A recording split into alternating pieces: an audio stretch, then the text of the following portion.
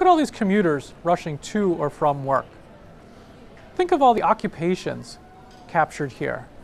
Scientists, engineers, brand managers, financial analysts, maybe healthcare professionals, a social worker, a judge, maybe even a college professor or two. What do they all have in common?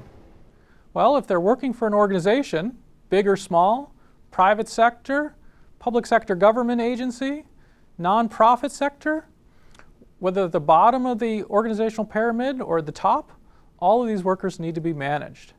So being a manager is critically important, but it's also a very difficult role to be in.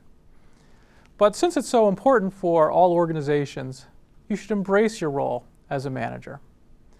But this can be difficult. Not only is the work itself challenging, but if you look at business blogs, if you look at MBA curriculum, if you look at other types of things, it's all about leadership these days, not about management, not about being a manager. That seems to be something dull to be avoided. Everybody wants to be a leader. So maybe you're asking yourself, well, I don't want to be a manager, I want to be a leader. Right? In this way of thinking, leadership is all about being bold and sleek and future-looking. Managing is about nuts and bolts, mundane, gray tasks. So in this sharp way of thinking, right, leaders have vision. They need to inspire people. They need to be strategic. They need to drive change. Whereas being a manager, well, that's dull. That's just policies, procedures, budgets, things of that nature. Well, there's really two things that are wrong with this sharp way of thinking. First of all organizations need managers to survive and to thrive. Everybody can't just be a leader. You need people who can follow policies and procedures, pay attention to the bottom line, and get things done. More importantly, it's really a false dichotomy to present somebody with the choice of being a leader or a manager. Right? Most managers need to do things that are characteristics of good leaders as well. So in this specialization, we'll teach you how to follow good policies and procedures for managing people, how to hire people, how to evaluate their performance, how to reward them. But you need to do this in ways which show some vision for how to get work done in your work unit. You need to be able to inspire and motivate employees. You need to be strategic in how you engage and deploy them. And you need to figure out change strategies when things aren't working very well. So think of this course not as just being about management or being a manager, but think about it as what I'll call being a managing leader. Yes, policies and procedures are important, but this doesn't mean that you shouldn't also be trying to inspire people, be strategic, and thinking about how to lead change when you need to change things when things aren't working well. And this is critically important because people join organizations and quit managers, and it's really true. So this course is intended to provide a foundation for you to become what I'm calling a managing leader. And the goal of this course is to make you ready to develop your own people management skills and to be an effective manager and leader. And we'll do this in a variety of ways. First, we'll explore the variety of options for managing people, both in terms of HR strategy as well as in terms of individual managerial or leadership style. We'll also look at what makes workers tick, what motivates them, how can you engage them in their work.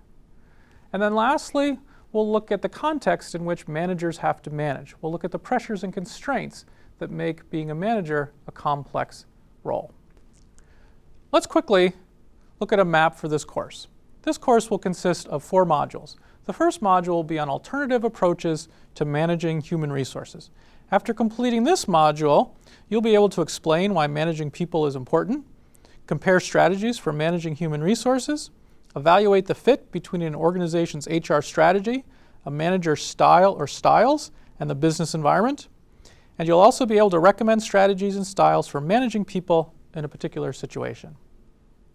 Module 2 will emphasize the monetary aspects of work. After completing this module, you'll be able to explain how money can motivate some workers, identify key managerial concerns if workers are self-interested and view work economically, and develop strategies for addressing these key concerns using insights from economics. In the third module, we'll look at non-monetary aspects of work. After completing this module, you'll be able to explain at least 4 different reasons that people work that aren't related to money.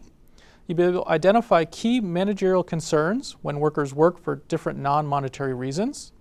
You'll be able to develop strategies for addressing these key concerns using insights from psychology and sociology.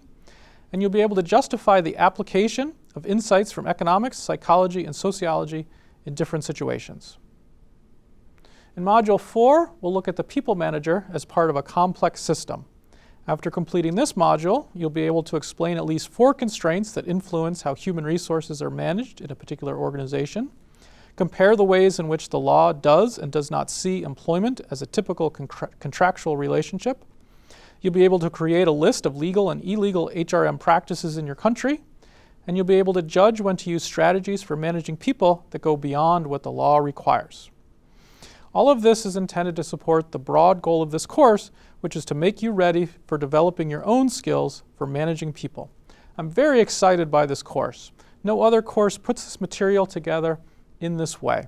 I think I have a pretty unique background compared to a lot of people who teach human resources, and so again, you'll be getting a unique experience which will provide you a very rich, broad framework for developing your own people management skills. Now, to pique your interest, here are just some of the images we'll use in this course.